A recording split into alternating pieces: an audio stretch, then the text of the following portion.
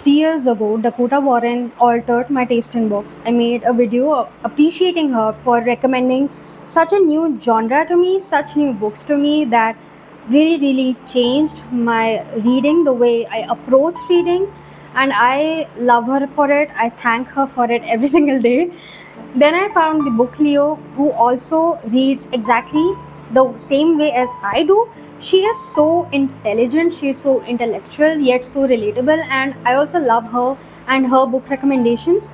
But now I want to add a third person to this list of book people, popular book people that I really admire, because I am finding myself reading a lot of the books that this person is recommending to me. Well, you can read by the title what person I'm talking about, and that is Kriti Sacha or Kriti Sachan. I'm sorry if I'm mispronouncing your surname, Kriti, but I love you. Like, I am literally falling in love with you at this moment because you are recommending such good books, and I am picking up those books and I'm liking them, and I seriously am falling in love with you right now at this moment. And this is an appreciation video for Kriti Sacha or Kriti Sachan and all the books I read because of her, because like her taste in books, chef's kiss. They are amazing, and if you are not following her, go follow her, because she is one of the best book content creators out there, and she is also really funny and smart,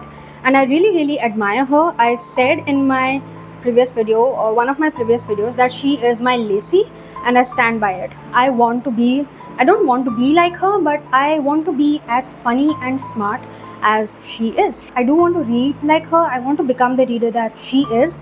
Yeah, by my ramblings, you can understand how much I really admire her and like her. And now I'm going to tell you all the books that I read because of her, like how she is influencing my book taste in books right now. This video is for that. And if you're watching, Kriti, thank you so much. Like, thank you so much for being a reader in the first place and reading such beautiful and diverse books that I would have never picked up in my life if not for you. So thank you so much. Now let's get on to the books. The first book that made me discover Kriti, find Kriti, was Normal People by Sally. I have a sticker right here. I did not even see it. Here, Bhagwan. It should be here. Like, stupid person for not seeing the sticker. But okay. Okay. I did not know I had a sticker here. Oh god. So throughout the intro, you're going to see a big circle right here. Please do not make fun of me and ignore it. Please. Okay. So the book that made me find her and really start following her was Normal People by Sally Rooney. I think I saw 3 or 4 of her reels consecutively there before I started following her, because I realized that she and I both have the same love, that same obsession for normal people, and that is when I figured out that this might be the person that I actually really like and respect the recommendations of. Then I read All the Lovers in the Night by Mieko Kawakami. I had this book on my wish list for a really long time before I actually decided to buy it, because I saw her reading it and I was like, okay, this sounds really fun, this sounds really interesting. She also made a reel reading the not first chapter, but the prologue or something, which is basically like this 1-page long monologue talking about how beautiful the night is. And when she read it, when I first heard the words of the books, I decided to pick it up, read it for myself, and really, I cannot believe that I actually found parts of myself in that book. This was my first read of 2025, and I'm so glad. Before that, I was in a reading slump, but then I picked this book, I read this book, and I absolutely adored it. I loved the writing, I loved how calm this book was, but also the way it talked about loneliness, about solitude, about finding a friend, finding someone who is on the same wavelength as you, has the same connection with you. I just loved every single thing about this book, and this book was just really beautiful and also solidified my admiration for Kriti. The next book I read was Just Kids by Patti Smith.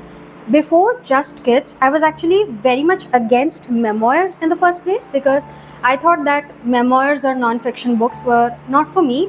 since I considered myself a person to be completely lost in the fictional world, to escape into books.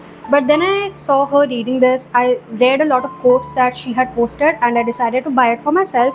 And it turned out to be one of my favorite books of all time, as well as one of my favorite books of 2024. This is such a beautiful book with such beautiful writing, and I couldn't believe that, when I finished reading this, I just couldn't believe myself that I had not given nonfiction books a chance at all. But maybe, certain times are right for certain books, and maybe I was not supposed to read nonfiction's book before I did read this book. So I'm really, really glad I gave this book a try and found my love for certain type of nonfiction books. Next book I bought but have not read yet is Naked Lunch by William S. Burroughs. I have not read this book. I did see her recommending this. It is kind of like a fever dream of a book, basically about drugs, being under the influence of drugs or something. I haven't read this. I don't know when I will read this, but I do want to read this because I want to be the person who has read a book like this, read an unhinged book like this.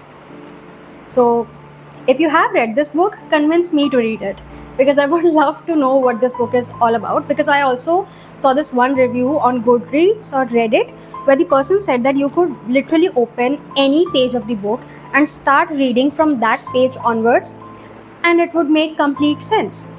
And I was like, that is really, really fascinating. That is a fascinating piece of information, and I need to buy this book and I need to read it myself.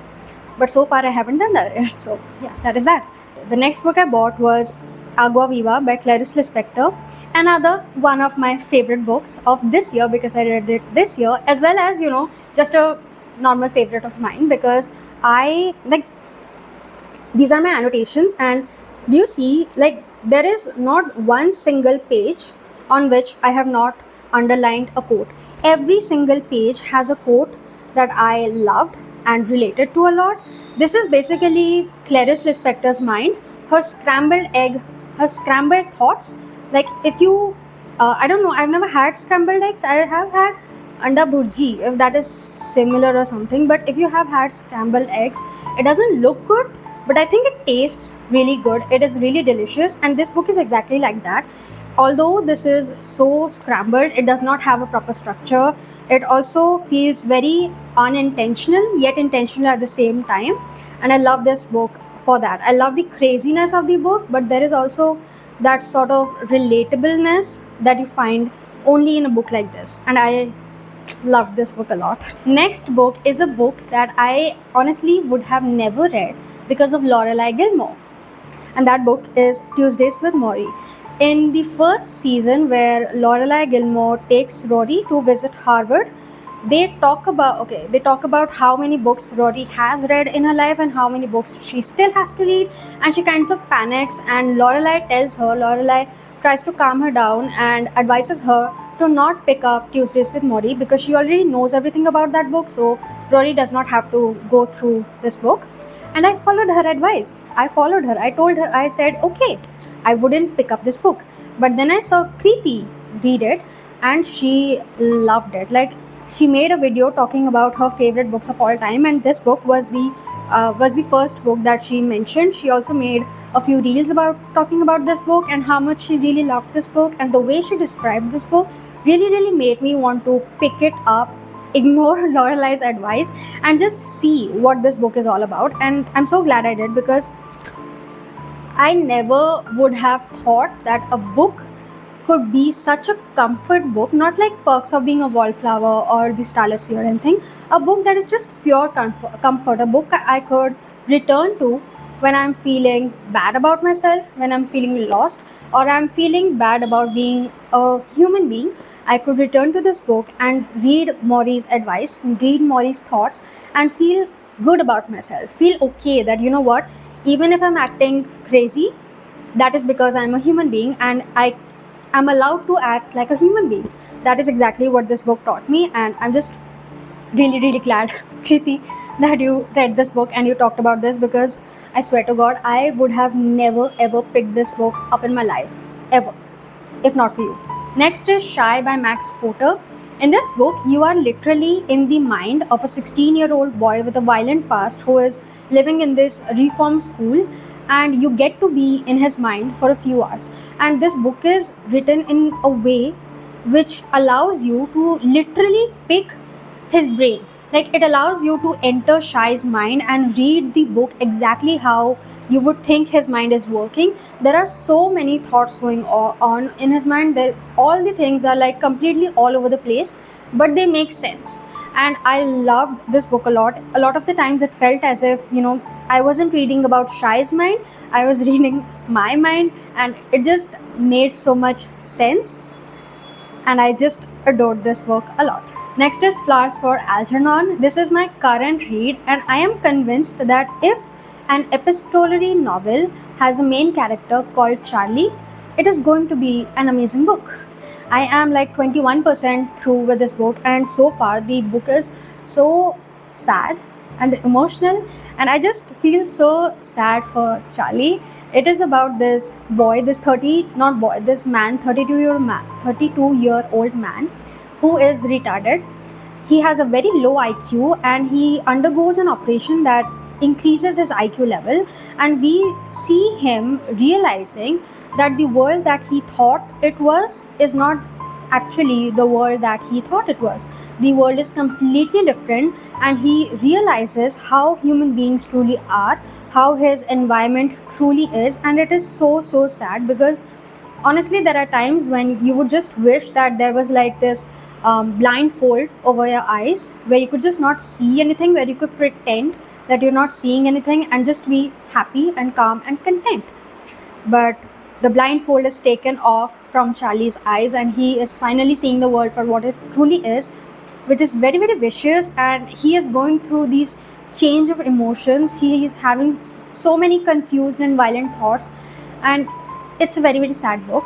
So I am also reading The Night and the Moth by Rachel Gillick so that I can have a little bit, moments of relief in between reading Flowers for Algernon, because I really, really need it. The most recent book I bought was The Journals of Sylvia Plath.